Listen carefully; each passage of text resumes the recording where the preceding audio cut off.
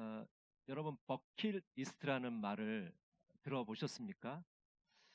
이 버킷리스트라는 말은 평생 꼭 한번 해보고 싶은 일, 그리고 죽기 전에 꼭 해보고 싶은 일의 목록을 적은 것을 이 버킷리스트라고 합니다. 이 버킷리스트라는 말은 이 죽다는 말과 관련이 있는데요. 이 중세 유럽에서는 교수형을 처할 때 이 사람 목에 이 줄을 달고 밑에 양동이를 받치게 합니다. 그리고 양동이를 이제 걷어차서 사람을 죽이게 되는데 그 양동이가 바로 버킷이죠. 그래서 이 버킷리스트는 그것과 관련이 유래되어서 내려오는 말입니다.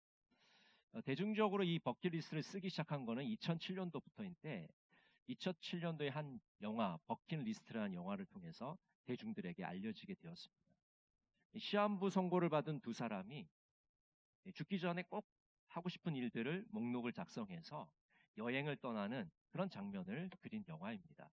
그래서 오늘날에는 이 버킷리스트라는 것은 삶의 만족도를 높여주는, 이 삶의 질을 높여주는 그런 수단으로 이야기하게 되었던 것입니다. 여러분, 이 버킷리스트가 필요한 사람은 어떤 사람일까요?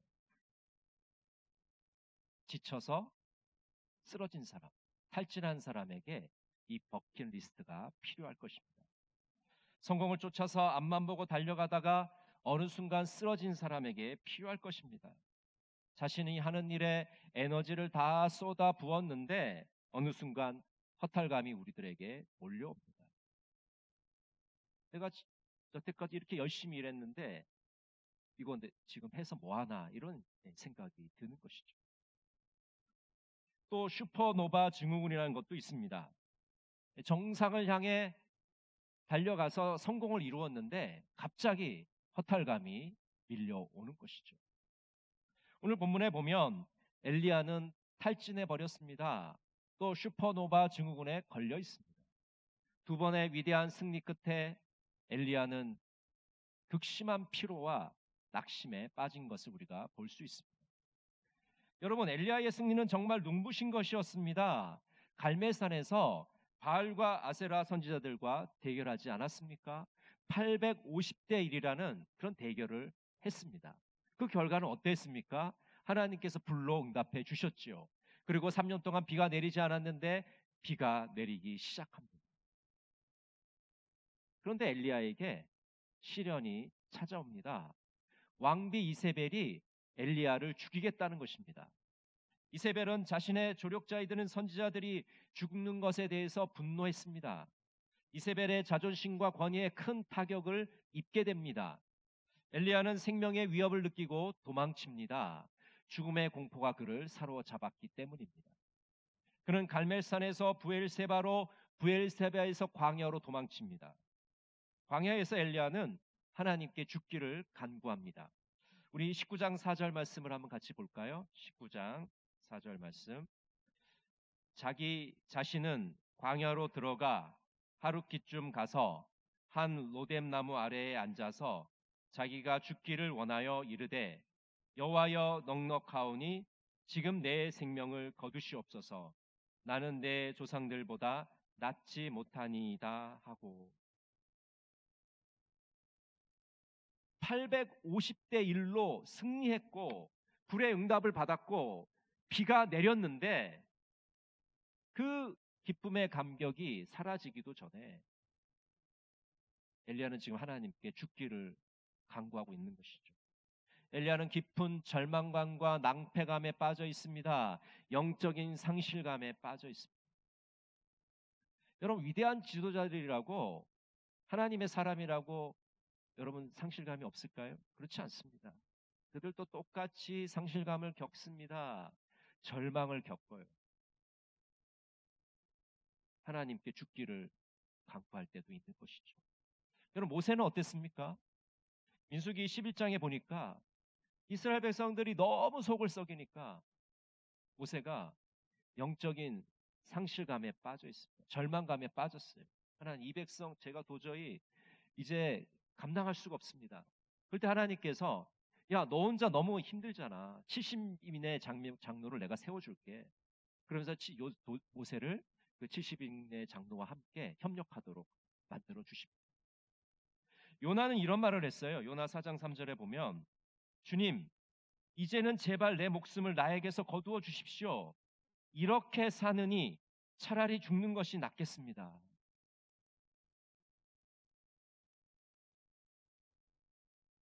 요나가 물고기 뱃속에서 나와서 니느웨 백성들에게 회개를 선언했지 않습니까? 근데 니느웨 백성들이 그 요나의 선포를 듣고 회개하기 시작했습니다. 그래서 하나님께서 니느웨 백성들을 멸망하지 않기로, 재앙을 내리지 않기로 하셨습니다. 근데 이렇게 되자 요나가 오히려 요번에 화를 내는 거죠.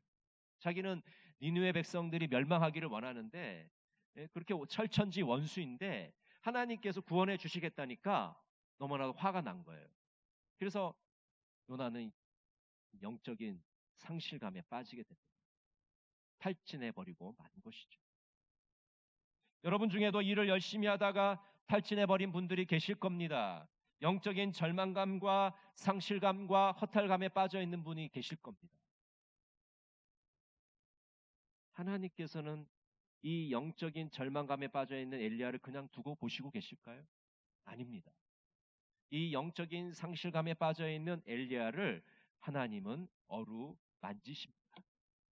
오늘 열왕기상 19장 5절과 7절 말씀을 우리 같이 한번 보도록 하겠습니다. 로뎀나무 아래에 누워 자더니 천사가 그를 어루만지며 그에게 이르되 일어나서 먹으라 하는지라. 여호와의 천사가 또다시 와서 어루만지며 이르되 일어나 먹으라. 내가 갈 길을 다 가지 못할까 하노라 하는지라. 여기 반복되는 단어가 있는데 천사가 엘리야를 어루만졌다라고 나와 있습니다. 이 어루만진다는 것은 만지다, 접촉하다, 건드리다는 뜻을 가지고 있습니다. 영어로 하면 터치인 것이죠. 여러분 터치 잘 아시죠? 하나님께서 엘리야를 터치하신 겁니다. 천사가 엘리야를 터치한 거예요. 그래서 이걸 좀 실감 있게 번역하면 이렇게 됩니다. 이것을 보라, 천사가 그를 만지고 있었다. 여러분 지금 천사가 엘리야를 터치하는 모습을 한번 보시기 바랍니다. 상상력을 이용해서 지금 엘리야를 만지고 있는 모습을 상상해 보세요. 근데 엘리야만 하나님이 터치하시는 게 아니라 그 장면을 지켜보고 있는 우리도 또 하나님이 터치하십니다. 우리도 하나님께서 영적인 그런 터치를 어루만지심을 보이고 계시는 것이죠. 하나님은 엘리야를 어루만지십니다. 어루만지신다는 것은 그를 위로하고 격려하시는 겁니다. 고린도후서 7장 6절에 보면 그러나 낙심한 자들을 위로하시는 하나님이 디도가 오므로 우리를 위로하셨으니 라고 말씀합니다.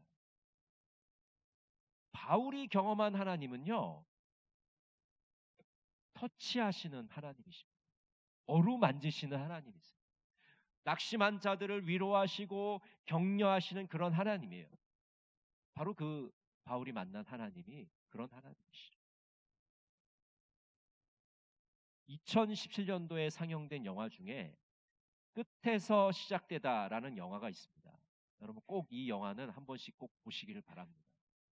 이 영화는요, 한 여인의 헌신적인 그런 사랑을 통해서 기적이 일어나는 이야기를 다룬 영화입니다. 여기 이제 3명의 주요 인물이 등장하는데 흑인이라는 이 덴버라는 사람, 흑인이 등장하고요. 또 부부, 데비와 론이라는 이 부부가 등장을 합니다. 이 흑인 덴버라는 사람은 어떤 사람이냐면 어려서부터 죽도록 노예처럼 목화 농장에서 일을 한 사람. 학교도 가지 않고 그저 노예처럼 일만 한 그런 사람. 다른 세상이 있는 줄도 모르고 그렇게 살았던 사람입니다. 근데 이제 10대가 되어서 농장을 탈출하게 되고 눈을 뜨게 됩니다. 아, 이 목화 농장에서 일하는 것 말고 다른 세상이 있구나라는 것을 알게 되죠. 그런데 그 자유로운 세상에 나왔지만은 뭐 어떻게 할 줄을 모르니까 그만 총기 사고를 일으키게 되고 감옥에서 청춘을 보내게 됩니다. 그리고 이 덴버가 출소한 이후에 세상에 대해서 불만과 이 불평을 가지면서 살아가게 되죠. 그리고 야구방망이를 들고 다니면서 사람들을 위협하는 사람이 되었습니다. 어느 날 이 덴버가 무료 교회에서 운영하는 무료 급식소에서 밥을 먹고 있다가 이 부부 데비와 론을 만나게 되죠. 이 데비라는 여성은 이 덴버가 계속해서 폭력을 일삼아도 미소를 잃지 않고 친절하게 그 사람을 대해줍니다. 여러분 그런 사람 꼭 한 사람 있잖아요. 그렇죠? 그래서 이 덴버가 자기를 무서워하지 않는 유일한 한 사람, 이 데비에게 마음을 조금씩 열기 시작해요. 그래서 불평하고 불만스러운 이 세상 외에도 정말 사랑스러운 세상이 있다는 것을 조금씩 깨닫게 됩니다. 그리고 데비의 남편 론은 이 성공한 미술 경매사인데 이 데비와 론은 결혼 생활은 그렇게 평탄치가 않았어요. 결혼 생활에 위기가 오게 됩니다. 그래서 아내 데비가 이 노숙자 보호소에서 봉사를 하는 게 어떻겠느냐 그렇게 얘기를 했고 이 남편 론이 노숙자 보호소에서 봉사를 하면서 이 덴버를 만나게 된 것이죠. 차가운 성격의 소유자 론도 그 데비의 아름다운 봉사를 보면서 조금씩 변화되게 되고 늘 폭력만 일삼던 이 덴버 역시 데비의 아름다운 헌신을 통해서 조금씩 하나님의 사람으로 만들어지고 있었습니다. 그런데 이 데비는 암으로 인해서 의사에게 이미 시한부 선고를 받은 사람이었습니다. 그리고 얼마 있지 않다가 하나님의 부르심을 받게 됩니다. 데비가 죽고 나서 장례식장에서 덴버는 추도사를 낭독합니다. 내용은 이렇습니다. 사람들이 나를 돌아보지 아니할 때 데비는 편견 없이 나를 봐주었고 마음 주머니 깊숙이 손을 넣어 신이 주신 열쇠로 자물쇠를 열어서 저를 꺼내 자유롭게 해 주었습니다. 포기하지 않고 끝까지 저를 사랑해준 유일한 사람입니다. 나는 이제 다른 사람이 되어 이 자리에 있습니다. 우리가 부유하든 가난하든 그 중간 지점에 있든 우리 모두는 이 세상에서 사는 동안 집이 없는 사람들입니다. 우리는 지금 집으로 가고 있는 중입니다.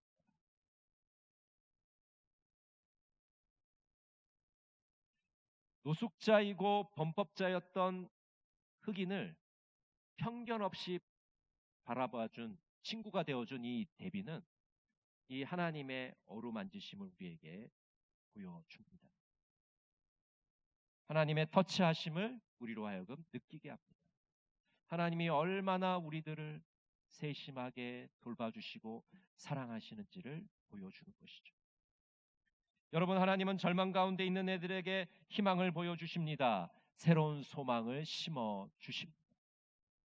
그래서 하나님이 우리를 어루만지신다는 것은 우리를 위로하시고 격려하시는 모습으로 나타나게 됩니다. 또 하나님의 어루만지심은 권능을 우리들에게 부어주시는 것입니다. 하나님은 우리를 어루만지시면서 우리에게 새로운 힘을 공급해 주십니다. 우리는 그 새로운 힘을 공급받아서 새로운 사명 가운데로 나아갈 수 있게 되는 것이죠. 오늘 5절 말씀에 보면 이 로뎀 나무가 등장하는데 이 로뎀 나무는 1.5m에서 3m 정도 자라는 사막에서 유일하게 그늘을 제공해주는 그런 나무입니다. 오늘 엘리야는 이 로뎀 나무 아래에서 휴식을 취하고 있죠. 천사는 지쳐있는 엘리야에게 떡과 물을 먹입니다. 여러분, 지쳐있는 사람에게 음식물을 제공하면 그 사람은 얼마나 큰 힘을 얻는지 모릅니다. 이렇게 갑자기 쌀쌀해진 날씨에 우리가 따뜻한 음식을 먹게 되면 얼마나 큰 힘이 될까요? 이번 이스라엘과 팔레스틴 전쟁으로 가자 지구 접경에 있는 이 생명의 도시라는 교회 교인들이 피난을 가게 되었습니다. 이 생명의 도시 교회 교인들은 가자 지구 가까이 있는 유대인 교회인데 이 유대인들은 유대교를 믿는 것이 아니라 기독교를 믿는 공동체입니다. 근데 갑자기 전쟁이 나서 급하게 예루살렘 근처로 임시 숙소로 피난을 가게 되었습니다. 하루아침에 피난민이 된 것이죠. 근데 이 소식을 들은 예루살렘 한인교회가 그들을 찾아가서 특별한 식사를 제공하기로 결정했습니다. 그들에게 매주 화요일 이 임시 숙소에서 생명의 도시 교회 성도들에게 한국 라면을 대접하기 시작했습니다. 여러분 한국 라면이 라면이 그렇게 특별한 건가 이렇게 생각할 수 있겠지만 지금 갑자기 집을 떠나서 낯선 곳에서 피난 생활을 하는 그 성도들에게 이 따뜻한 라면 한 그릇이 그들에게 새로운 힘이 되고 큰 위로가 되는 것이죠. 엘리야는 천사가 제공하는 이 음식을 먹고 기운을 차리게 됩니다. 그리고 길을 떠나게 되죠. 호렙산을 향해서 걸어가게 됩니다. 여러분, 이 호렙산은 우리가 신의 산이라고 알려져 있는 곳입니다. 그 옛날 모세가 이집트인을 죽이고 바로를 피해서 미디안 광야로 도망을 치게 되죠. 그리고 양을 치다가 이 호렙산에서 이르러서 하나님을 만나게 됩니다. 그리고 신의 산에서 하나님께 사명을 받죠. 근데 정말 비슷하게도 엘리야도 아방을 피해서 이 신의 산으로 가게 되고 신의 산에서 하나님을 만나게 됩니다. 엘리야는 40일을 걸어서 호렙산에 도착합니다. 부엘세바에서 호렙산까지 한 400km 정도 돼요. 그러니까 KTX로 한 3시간 갈 정도의 거리를 엘리야는 40일 동안 걸어서 호렙산에 도착하게 되죠. 이 40일이라는 숫자는 우리 기독교에 굉장히 특별한 숫자입니다. 모세는 40일 동안 하나님께 율법을 받습니다. 예수님은 40일 동안 광야에서 금식 기도를 하셨습니다. 우리들에게 이 40은 특별한 숫자가 되는 것입니다. 엘리야는 호렙산에서 하나님을 만납니다. 하나님께서 엘리야를 어루만져 주십니다.